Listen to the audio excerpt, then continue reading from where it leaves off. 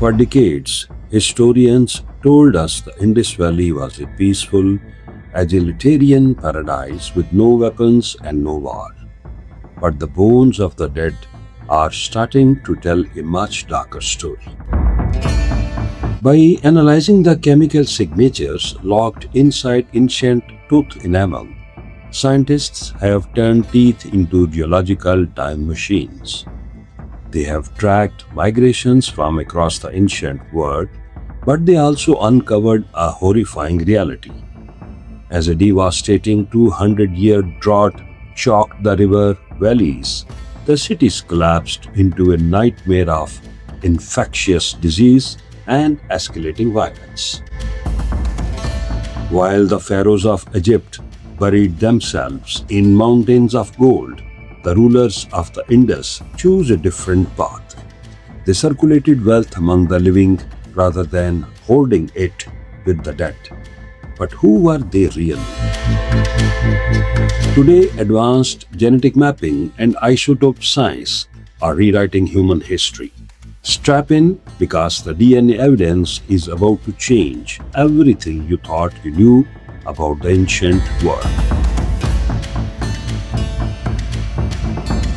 Chapter 1: The Disappearing Giants.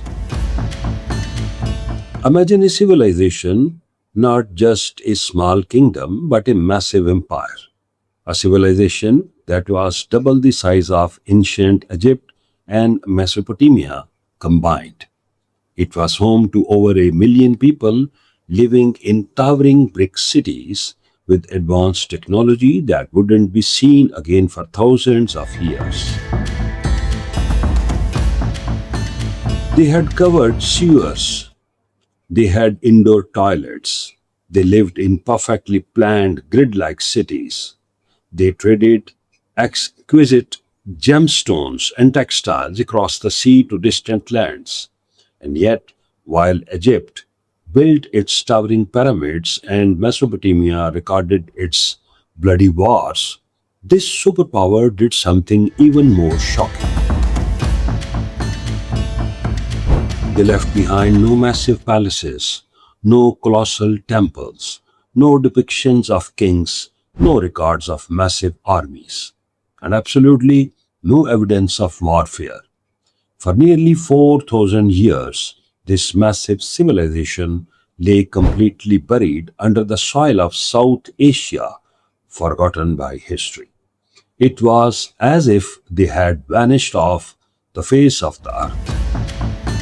It wasn't until the 1920s that British and Indian archaeologists stumbled upon these ruins. It began with a few mysterious carved seals found by explorers like Charles Mason and eventually excavated under the approval of General Alexander Cunningham. What they dug up shocked the world: a massive network of more than 1,000 ancient settlements stretching across 1 million square kilometers. For a century, archaeologists asked the same nagging questions. Who were these brilliant builders? Where did they come from? Why did they build cities that looked like they belonged in the future, only to disappear into the shadows? And most importantly, are their descendants still alive today? For decades, we had nothing but theories. But now, revolutionary breakthroughs in ancient DNA, tooth enamel isotope science, and skeletal forensic have completely cracked open the cold case. The genetics don't lie, and what they reveal changes everything we thought we knew about the origins of South Asian civilization. Chapter 2: The Cities of the Future.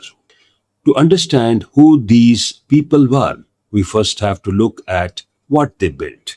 And trust me, what they built was mind blowing. Let's take a walk through one of their major cities like Harappa or Mohenjo-daro. Unlike their contemporaries in Egypt and Mesopotamia, who built chaotic, winding streets around giant palaces, the Indus people built their cities on a perfect grid system. Every house was designed to match the same standard pattern. Their settlements were built from uniform, standardized packed bricks. Think about that. They had standardized weights, measures, and brick sizes across an area of 1 million square kilometers. That level of organization is practically modern. And they were obsessed with water and cleanliness. The Indus Valley invented the world's first covered sewer systems. Underneath, the streets ran brick lined drains covered with large flat stone slabs to keep them clean. Every single house had access to private bathing platforms, toilets, and water reservoirs. In cities like Harappa, archaeologists have found vertical shaft wells dug directly through the ground to provide a constant supply of fresh water. They even designed their houses for ultimate peace and privacy. The doors and windows of their homes did not open onto the busy main streets, but rather onto quiet interior courtyards and side alleys. Working areas like pottery kilns and bead workshops were completely separated from residential neighborhoods to keep the noise and smoke away from families. But here is the real kicker. In Egypt, the most magnificent buildings were tombs and places for a single godlike pharaoh. In Mesopotamia, they were massive temples for elite priests. But in the Indus Valley, we find absolutely no grand palaces or soaring temples. Instead, their most monumental structures fall under the category of public works. They built massive communal granaries to store food for everyone. They engineered giant stone and brick dams and water reservoirs to survive droughts. At Lothal, they built a massive tidal locked shipping dockyard that connected their merchants directly to the Arabian Sea. Every single massive structure was designed for the collective welfare of the community, not the luxury of an elite ruler. This raises a massive question. If there were no kings, no palaces, and no armies, how was this society held together? What unified 1 million people across such a massive territory? The answer lies in a powerful, shared ideology, a spiritual system that was completely different from anything else in the ancient world. Chapter 3: The DNA Revolution, Tracing the Ancestry. For over a century, the identities of the Indus people remained a complete mystery. Some argued they were invaders from the west. Others claimed they were a completely isolated population that simply died out. But in the late 20th and early 21st centuries, geneticists did something that seemed impossible. They successfully extracted ancient DNA from human remains found at these ancient sites.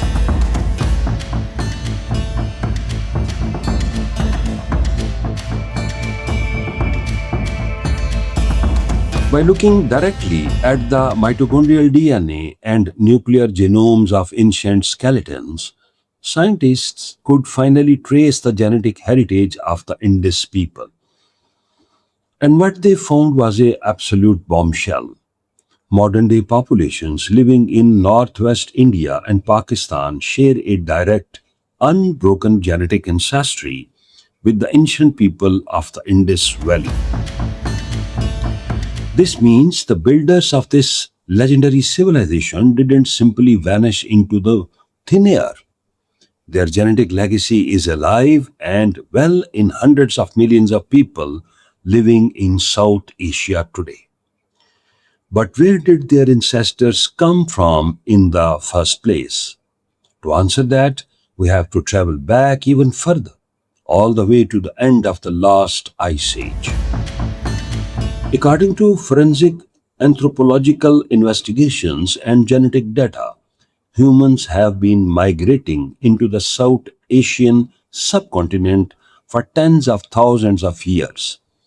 We have clear skeletal and genetic evidence of migrations from the northwest entering the region during the late Pleistocene period between 12,000 and 17,000 years ago. But the real magic happened during the early Holocene period when the Earth's climate began to warm up and stabilize. This is where we encounter the out of Asia hypothesis and the theory of a third migration of survivors of the last glacier maximum. As the massive ice sheets melted, human groups began moving, traveling from east to west. The Indus Valley and the Persian Passage became a massive genetic and cultural junction. This was the melting pot of the ancient world. Here, people from different migrations met, settled, and laid the very foundations of agriculture and animal domestication. It was here, in places like Mehrgarh in Balochistan, that the agricultural revolution in South Asia truly began. As these populations stabilized and grew, they didn't just share genes, they shared a profound cultural understanding. Over thousands of years, this genetic and cultural mix evolved. The tightly clustered, simple Neolithic villages of Mehrgarh period 1 and 2 began to expand dramatically during period 3. The settlements grew larger, not just to accommodate more people, but for the betterment and welfare of the community as a whole. For the first time in history, we see specialized activities spreading to dedicated zones. This was the spark of the facilitating public minded religious and social ideology that would define the legendary Indus Valley civilization. Chapter 4: The Tooth Enamel Time Machine. Isotope Science. But how do we know how dynamic these cities actually were? Were they insular, closed off societies, or were they thriving, diverse, cosmopolitan hubs of international trade? To solve this, scientists turned to a literal biological time machine: ancient teeth. When you are a child, your teeth are growing. As you drink water and eat food, the natural chemical isotopes from the local soil and water, like strontium and lead, become permanently locked into your tooth enamel. Because every geographic region has a unique geological signature of these heavy metals, your teeth act as a permanent chemical passport of where you grew up. By performing biogeochemical analysis on the tooth enamel of the skeletons buried in Cemetery R37 at Harappa, researchers made a fascinating discovery. While many individuals buried in the cemetery were local, a significant number of them were clearly non local. They had spent their childhoods hundreds of miles away in completely different geological zones before migrating to Harappa as adults. These cities were diverse, thriving hubs of migration and international contact. Traders, craftspeople, and merchants from across West Asia, Persia, and the surroundings hinterlands migrated to these metropolitan centers, drawn by their stability and prosperity. They traded cotton, early silk, jute, oil, and precious gemstones. Mesopotamian tablets even mention active trade with a wealthy land called Meluha, which we now know was the Indus Valley. It was a massive interconnected network of ancient globalization, and because of this diverse multicultural influx, they had to develop a unique way to keep the peace. Chapter 5: The Brotherhood, Ideology, and Simple Burials. If you look at the other great civilizations of the Bronze Age, their burials were all about power and extreme wealth inequality.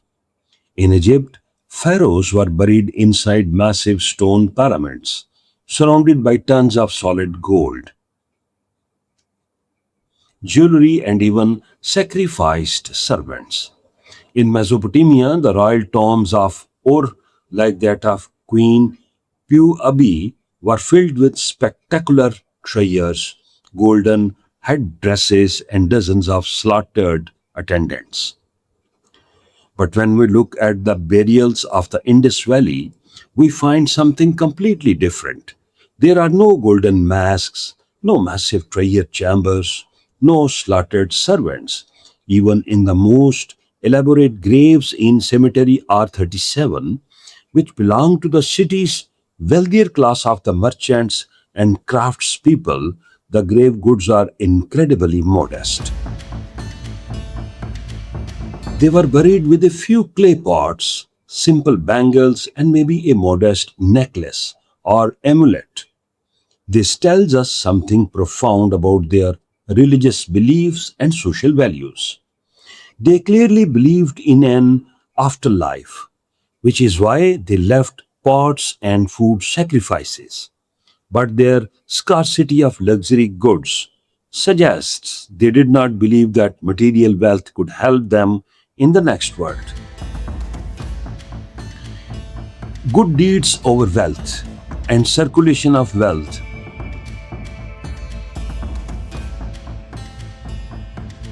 They believed that only good deeds would accompany them into the afterlife. Instead of hoarding gold and burying it deep underground with the dead, the Indus people chose to circulate their wealth among the living.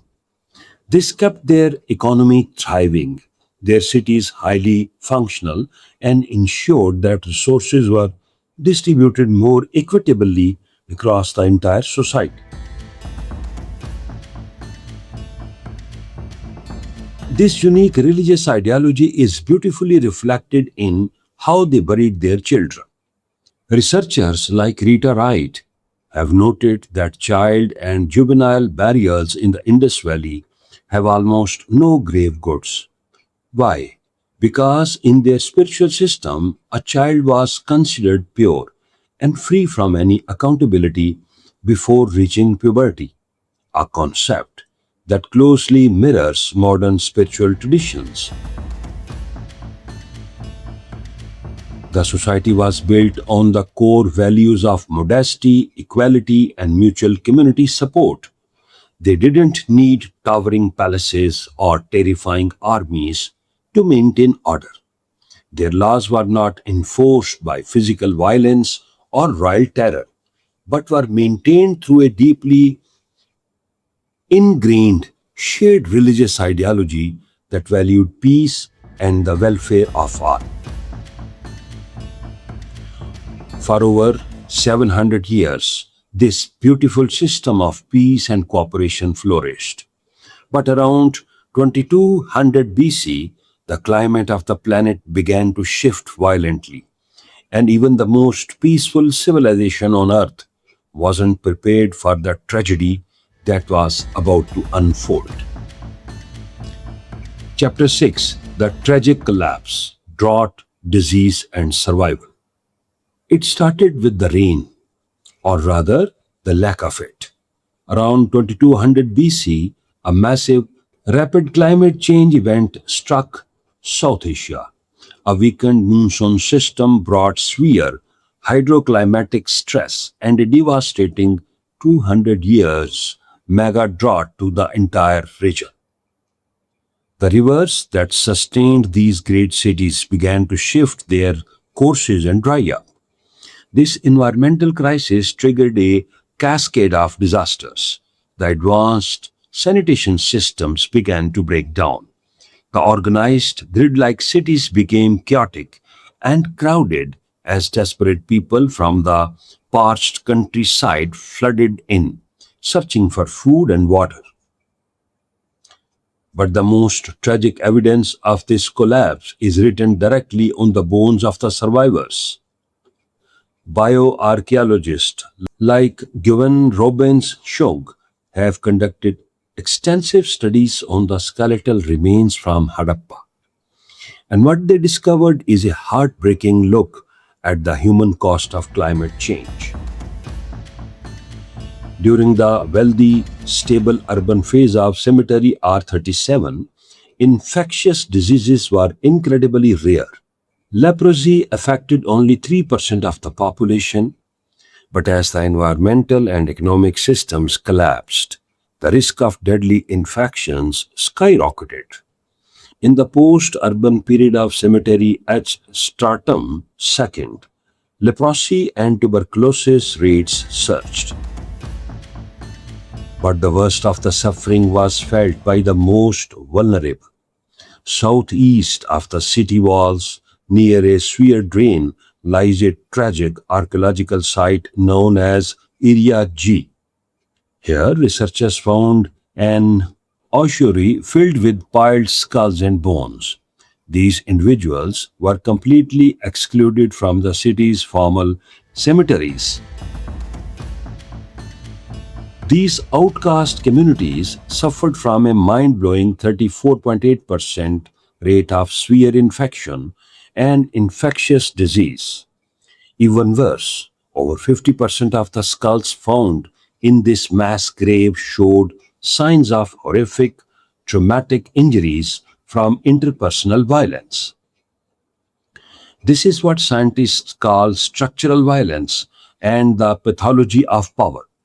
As resources dried up and the state weakened, the social harmony of the Indus Valley collapsed into a desperate struggle for survival. The elites locked their gates, and the poorest, most vulnerable citizens were pushed outside the walls, exposed to disease, extreme poverty, and brutal violence. By 1900 BC, the great cities of Harappa and Mohenjo-daro were largely depopulated. But this wasn't the end of their story. The civilization didn't completely die, it transformed. The people migrated, they abandoned the massive, crumbling cities and reorganized into smaller, resilient agricultural villages. Their genetic legacy, their profound values of modesty, their respect for elders, and their legendary warmth and hospitality lived on, passed on from generations to generation. They survived the worst drought in human history, carrying the genetic and cultural spark of the Indus Valley directly into the modern world. Chapter 7. Who built the Indus Valley? It wasn't mythical invaders, and it wasn't a long lost tribe. It was built by a deeply spiritual, incredibly organized, and peace loving people whose blood still flows in the veins of millions of South Asians today. After 4,000 years, modern science is finally letting these ancient builders speak for themselves. What do you think is the most mind blowing thing about the Indus Valley civilization? Let me know in the comments below. If you loved this deep dive, make sure to hit that like button, subscribe for more epic historical mysteries, and share this video with your friends. Thanks for watching, and we'll see you in the next one.